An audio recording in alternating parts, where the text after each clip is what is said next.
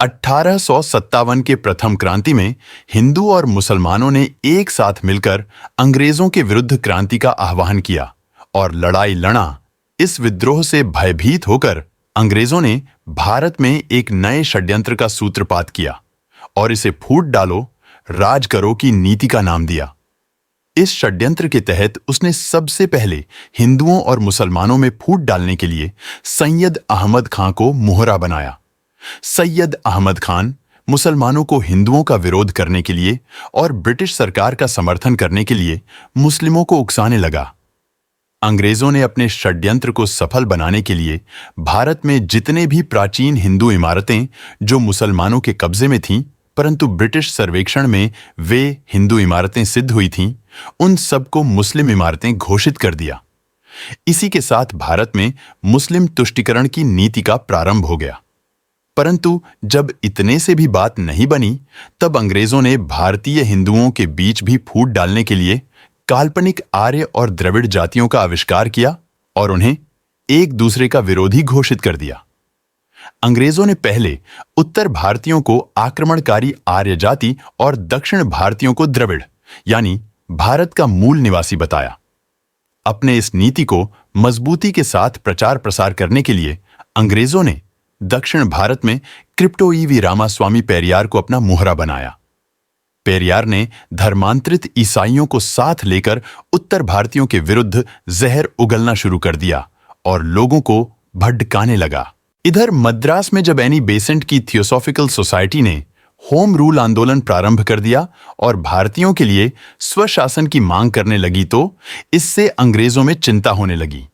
अंग्रेजों ने इसकी काट के लिए ईसाइयों के सहयोग से साउथ इंडियन लिबरेशन फ्रंट की स्थापना की, जिसका नाम 1917 में बदलकर जस्टिस पार्टी रख दिया गया। इसका नेता तथाकथित बुद्धिजीवी ईवी रामास्वामी पेरियार को बनाया गया। इसी जस्टिस पार्टी ने कांग्रेस आंदोलन को ब्राह्मणवादी आंदोलन कहकर लांछित किया और भारत में अंग्रेजों का राज सदा के लिए बना रहे, इसकी पुरजोर वकालत की। जस्टिस पार्टी के इस राष्ट्र विरोधी चिंतन में तत्कालीन विदेशी ईसाई मिशनरियों की बहुत बड़ी भूमिका रही। इसी जस्टिस पार्टी से पहले डीके और बाद में करुणानिधि के डीएमके पार्टी का जन्म हुआ, जिसका संपोला क्रिप्टो क्रिश्चियन स्टालिन सनातन धर्म के विरुद्ध जहर उगल रहा है और सनातन धर्म को खत्म करने का षड्यंत्र कर रहा है। ईवी रामास्वामी पेरियार भारत का एक ऐसा नेता था जिसने भारत की आजादी का ही विरोध किया। उसने कहा, ब्रितानियों ने बनियों व ब्राह्मणों को सत्ता हस्तांतरित की है, इसलिए हम भारत की आजादी नहीं स्वीकार कर सकते।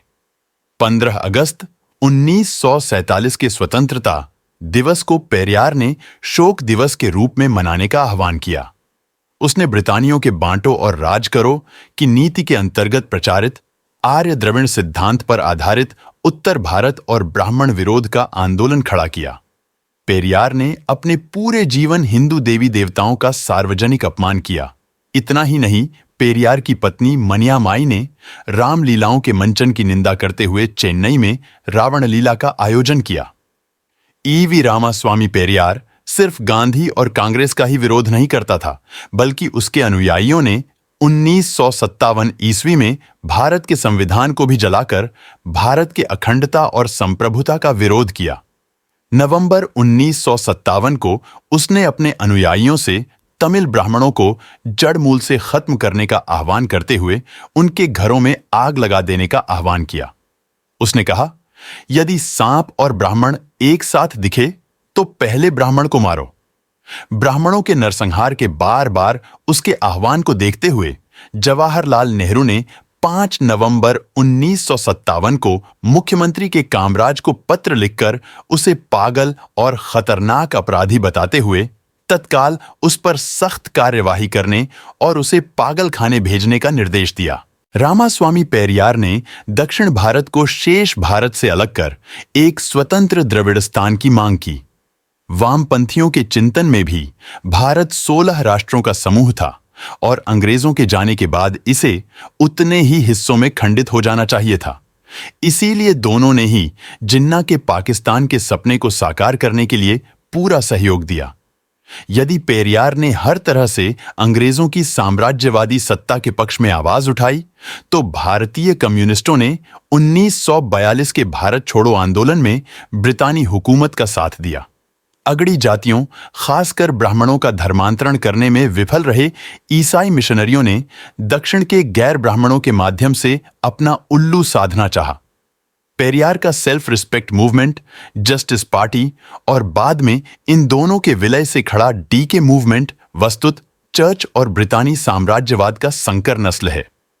पेरियार सभी तरह की सामाजिक बुराइयों के लिए उत्तर भारत, ब्राह्मणों, हिंदी, वेद, पुराण, धर्मशास्त्र को दोषी ठहराता था।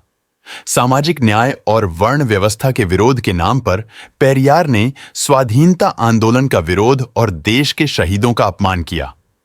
उसने अंग्रेजी साम्राज्य को पुष्ट करने के उद्देश्य से समाज को खंडित करने का भी काम किया। अपने इस लक्ष्य की पूर्ति के लिए उसने सांप्रदायिक प्रतिनिधित्व का प्रस्ताव भी रखा, जिसे कांग्रेस और गांधी जी ने नकार दिया।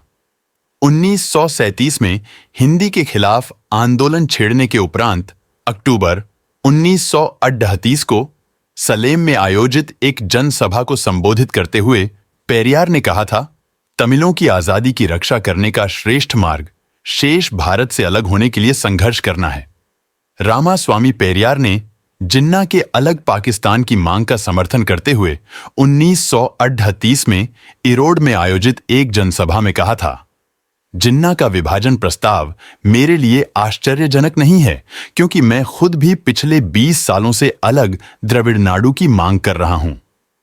हिंदू मुस्लिम की समस्या को सुलझाने के लिए जिन्ना के प्रस्ताव से अच्छा विकल्प कोई दूसरा नहीं है। क्या कभी कोई देशभक्त भारतीय अखंडता और उसकी बहुलतावादी संस्कृति को नकार कर तथाकथित सामाजिक न्याय के नाम पर अलग देश की मांग कर सकता है? 21 जनवरी 1940 को मद्रास प्रांत के राज्यपाल ने अनिवार्य हिंदी पाठ को निरस्त कर दिया। तब जिन्ना ने पेरियार को टेलीग्राम भेजकर द्रविड़ नाडु की दिशा में पहली जीत के लिए बधाई दी थी। अप्रैल 1941 में मद्रास में आयोजित मुस्लिम लीग के 28वें वार्षिक अधिवेशन में जिन्ना ने अपने भाषण में द्रविड़स्तान का समर्थन करते हुए गैर ब्राह्मणों के प्रति अपनी पूरी सहानुभूति और उन्हें अपना पूर्ण समर्थन देने की बात की थी।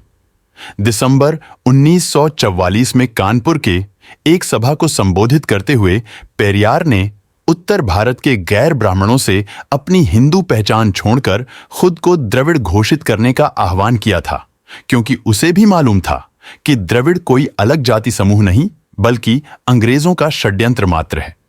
परंतु आज आधुनिक विभिन्न वैज्ञानिक शोधों से साबित हो गया है कि आर्य ईरान की सीमा से लगे संपूर्ण भारतीय उपमहाद्वीप के मूल निवासी थे। हडप्पा सभ्यता वैदिक सभ्यता का अंश था और आर्य तथा द्रविड़ एक ही मूल के थे। हमें इस बात का पूर्ण विश्वास है कि आर्य कोई जाति नहीं बल्कि प्रतिष्ठा सूचक शब्द था।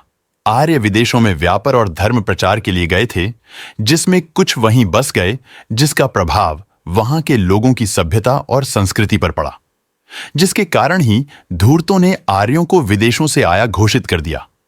आने वाले दिनों में यह भी साबित होगा कि आर्य आक्रमणकारी नहीं बल्कि आज के हिंदुओं की तरह ही आतंकवादी, नक्सलवादी, जिहादी, पाकिस्तानी, अपराधी, गुंडों आदि असामाजिक तत्वों से पीड़ित भारतीय थे।